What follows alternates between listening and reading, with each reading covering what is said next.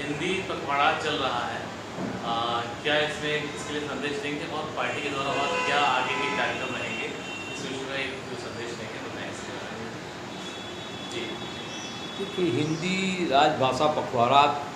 आज विभिन्न मंत्रालय में सरकारी स्तर पर मनाया जा रहा है। पिछली 14 सितंबर को हिंदी दिवस के अवसर पर दिल्ली में देश के गृह मंत्री ने एक लंबे अपने संबोधन में देश के लोगों को उन्होंने आश्वस्त किया था कि हिंदी को हम राजभाषा के रूप में, अंतर्राष्ट्रीय भाषा के रूप में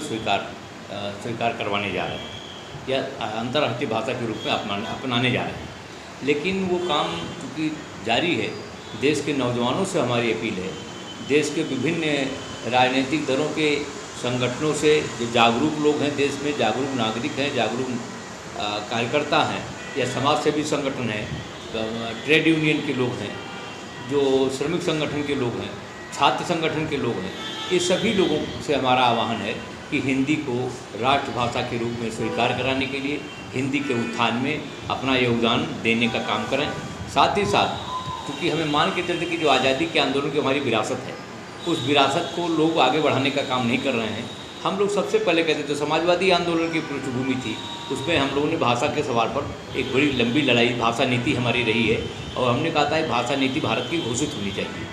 तो 1949-50 में जब देश का संविधान बन रहा था, उस समय संविधान निर्माताओं ने कहा कि हिंदी को हम राष्ट्रभाषा के रूप में स्वीकार करेंगे, लेकिन अभी देश संक्रमण के दौर पर गुजर रहा है, इसलिए हम कुछ दिन के बाद हिंदी को राष्ट्रभाषा के रूप में स्वीकार कर लेंगे। अभी न्याय के रूप में, न्याय की भाषा, व्यापार की भाषा, अंतर्राष्ट्रीय स्तर पर संपर्क के लिए अंग्रेजी का प्रयोग करेंगे।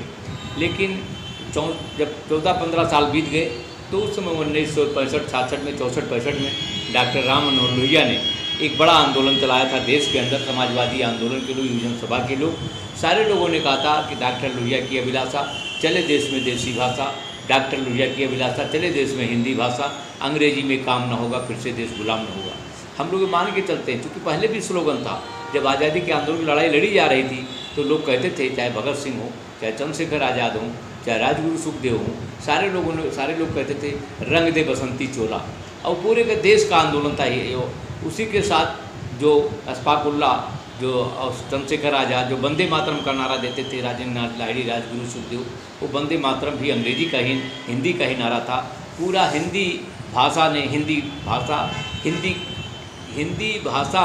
ने पूरे देश में राष्ट्रीय आंदोलन में हिस्सा लिया और हिंदी में ही आंदोलन चला। इसलिए हम देश के नौजवानों से चाहेंगे कि अंग्रेजी भाषा का जो प्रयोग है वो, क्योंकि सभी देशों में अपनी अपनी भाषा है, आज चाहे फ्रांस में जाइए उनकी अपनी भाषा, अमेरिका में अपनी भाषा है, रशिया में अपना वो बोलते हैं अपनी भाषा में, लेकिन हमारे देश की भाषा अपनी नहीं है। ये इसके लिए, देश के लिए, हमारे नौजवानों के लिए, हमारे देश के कर्ता के लिए, हमारे देश की आज़ादी के आंदोलन के नेताओं के सपने के खिलाफ है। इसलिए हमें अपनी राष्ट्रभाषा को, हिंदी को राष्ट्रभाषा के रूप में स्वीकार करना चाहिए। हिंदी की पहचान राष्ट्र की पहचान है। हम लोग पहले भी कहते हिंदी हैं, हम वतन हैं, हिंदुस्तान हमारा। इसलिए हिंदी के सवाल पर, हिंदी के उत्थान में नौजवान आगे आएँ, यही हम चाहते हैं कि आज हिंदी दिवस के अवसर पर सभी लोगों को, हम प्रदेशवासियों को हिंदी दिवस पर हम बधाई देते हैं। और हम चाहेंगे कि जो 2 अक्टूबर तक, 14 सितंबर से 2 अक्टूबर तक हमारा राजभाषा पखवाड़ा चलेगा, इसमें भी लोग योगदान दें और इस कार्यक्रम को आगे बढ़ाने का काम करें। इन्हीं शब्दों के साथ अपनी बात हम समाप्त करते हुए आपको हिंदी दिवस पर बधाई दे रहे हैं।